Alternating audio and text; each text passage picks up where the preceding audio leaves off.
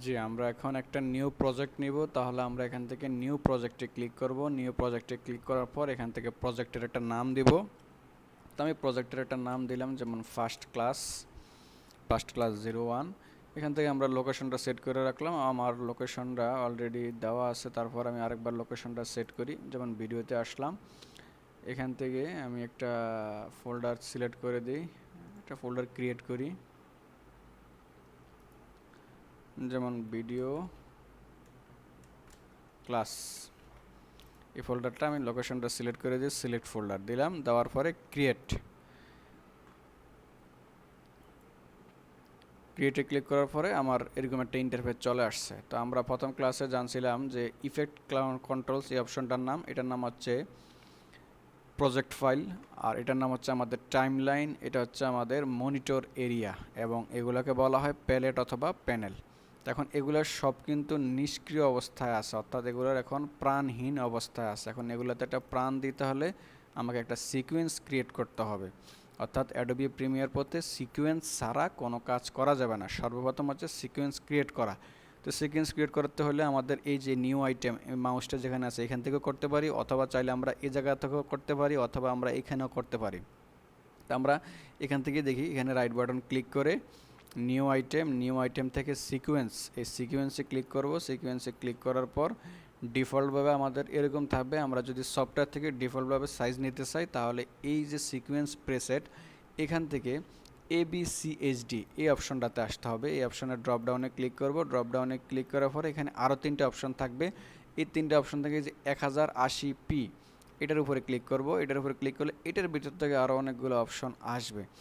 এখান থেকে আসার পরে এখান থেকে আমাদের ABCHD 1080, এই যে 30 বা 30, এই 30 FPS এটা নিতে হবে। তো আমরা এটাতে ক্লিক করে এখন ওকে দিলেও কিন্তু আমাদের একটা সিকোয়েন্স ক্রিয়েট হয়ে যাবে। কিন্তু আমরা যদি এভাবে না করে আমরা নিজে যদি কাস্টমাইজ করে তৈরি করতে চাই, তাহলে আমাদের এখান থেকে সেটিংসে আসতে হবে। সেটিংসে আসার পরে এডিটিং মোড, এখান থেকে আমাদের প্রথমে চেঞ্জ করতে হবে। একবার এটাকে স্ক্রল করে উপরে আনবো, এখান থেকে কাস্টম। আর টাইম বেস এটা 29 আছে, যেভাবে আছে এভাবেই থাকবে, এটা কোনো প্রয়োজন নাই আমাদের। এই যে ভিডিওর ফ্রেম সাইজ, এখন আমি কি সাইজের ভিডিও তৈরি করব, আমি কি HD ভিডিও তৈরি করব, না ফুল HD করব, না 4K, না 8K, সেই সাইজটা আমাদের এখানে লিখে দিতে হবে। জি, আচ্ছা, তো আমরা এখান থেকে সেই সাইজটা লিখে দিব, ফ্রেম সাইজটা। আমি যেহেতু একটা ফুল HD ভিডিও তৈরি করব, তাহলে আমার এখানে ফুল HD সাইজ হচ্ছে 1920x1080। আমি এখানে সাইজটা দিলাম। দেওয়ার পরে ফিল্ডস, এটা যেভাবে সেভাবেই থাকবে। পিক্সেল অ্যাসপেক্ট রেশিও, এটা যেভাবে সেভাবেই থাকবে। ডিসপ্লে ফরম্যাট, এখানে 29.97 FPS drop frame time code দেওয়া আছে। আমরা এটাতে ক্লিক করে এখান থেকে আমরা 29.97 FPS নন ড্রপ, এই নন ড্রপটা শুধু সিলেক্ট করে দেবো। আমাদের FPS থাকবে 29 এবং নন ড্রপ, এটা আমরা সিলেক্ট করে দিলাম। এখান থেকে এতটুকুই কাজ, আর এখানে কোনো কিছুর প্রয়োজন নাই। জাস্ট আমরা এখন ওকেতে ক্লিক করে দিব। তাহলে আমাদের একটা ফুল এইচডির সাইজ এখানে ক্রিয়েট হয়ে যাবে, এবং সাথে সাথে এখানে আমাদের সব কিছু মনিটর এরিয়া, টাইমলাইন সব কিছু সতেজ হয়ে গেছে। এখন আমরা এখানে কাজ করতে পারবো। এইবার আসি, এখানে কিছু অপশন দেখা যাচ্ছে। এই যে একটা দাগের মতো দেখা যাচ্ছে, এই দাগটার উপরে উপরে এবং নিচে দুইটা ভাগ, দুইটা পার্টিশন। এই দাগের নিচে যত কিছু হবে এগুলো সব হচ্ছে অডিও। এখানে শুধু অডিও আসবে, একটা ভিডিওর অডিওগুলো এই দাগের নিচে থাকবে।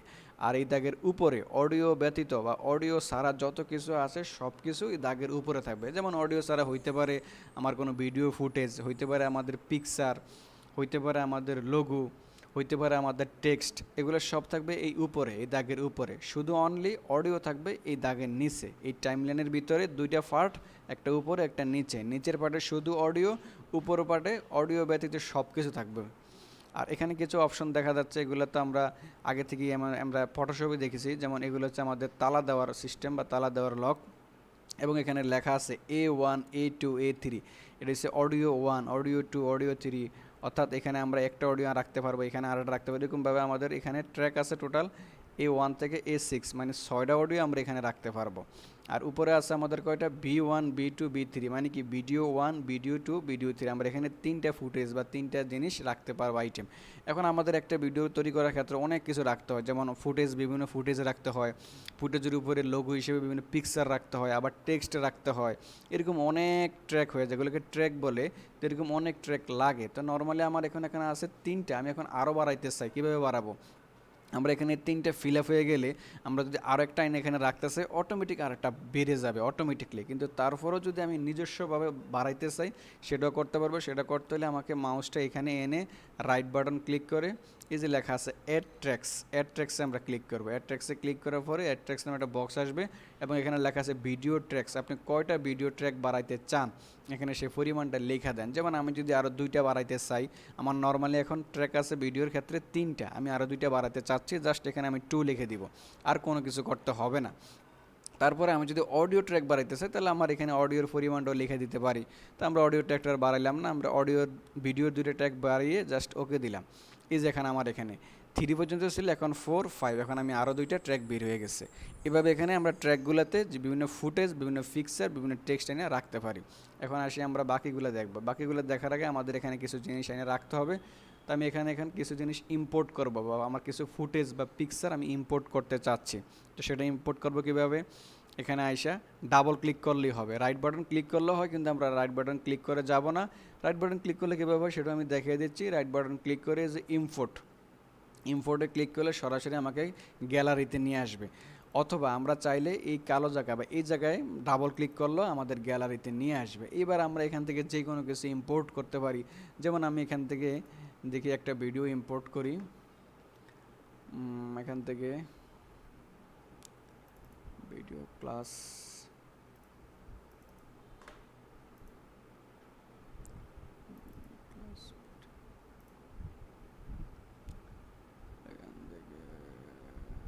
আচ্ছা, আপাতত এখান থেকে এই ভিডিওটাকে যে কোনো একটা ভিডিও আমরা ওপেন করলাম, এখানে ভিডিওটা চলে আসছে। এখন এই ভিডিওটাকে আমরা টেনে এখানে এই ভিডিওটাকে এখানে আমার আনতে হবে। এখানে এই ভিডিওটাকে লেফট বাটন প্রেস করে ভিডিওর উপরে লেফট বাটন প্রেস করে এই জায়গায় না ছেড়ে দিলাম।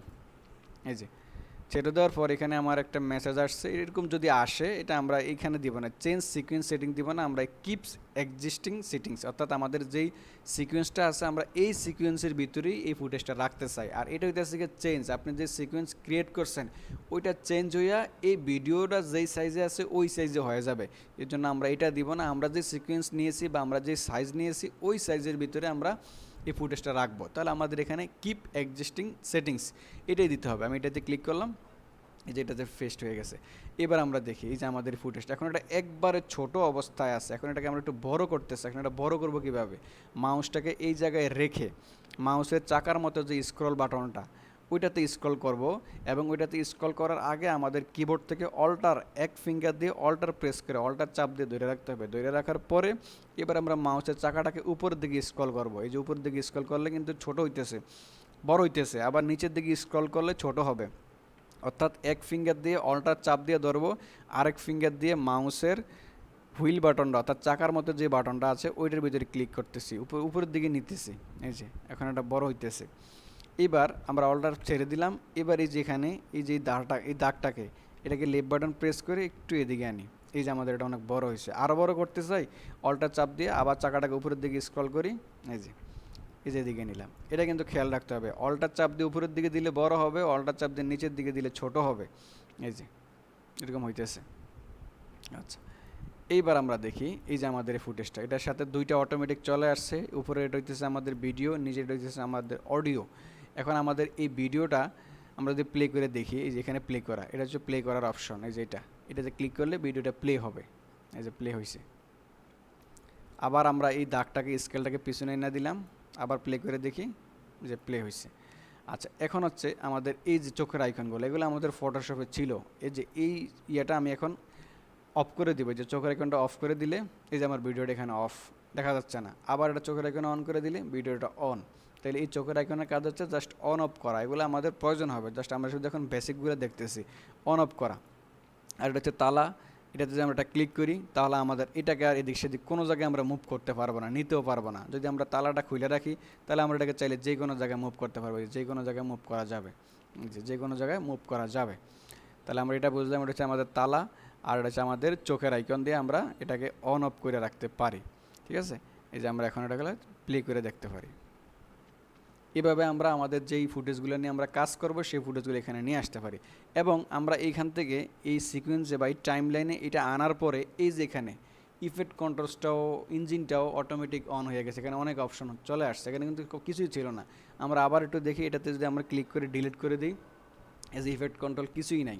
যদি আবার আমরা এটা টাইম লাইনে আনি, তাহলে আমাদের এটাতে ক্লিক করার সাথে সাথে এই যে ইফেক্ট কন্ট্রোলসটা অন হয়ে গেছে। অর্থাৎ এই ভিডিওর কোন জায়গায় আমরা কি করব, কোন জায়গায় কাটবো, কোন জায়গায় রাখবো, কোন জায়গায় কি করব, ছোট করব, বড় করব, সব কিছু এখান থেকে আমাদের কন্ট্রোল করতে হবে। তা আমরা স্টেপ বাই স্টেপ এই জিনিসগুলো দেখব। তা আমাদের আজকের ক্লাসটা হচ্ছে মূলত কীভাবে Illustrator Adobe Premiere Pro open করা হয়, এবং মোটামুটি বেসিক এই নামগুলো জাস্ট শুধু জানলাম, এবং এই টাইম লাইনে একটা ফুটেজ আনতে হয় কীভাবে, এবং একটা সিকোয়েন্স কীভাবে ক্রিয়েট করতে হয়, এই জিনিসগুলো আমরা দেখলাম। ঠিক আছে।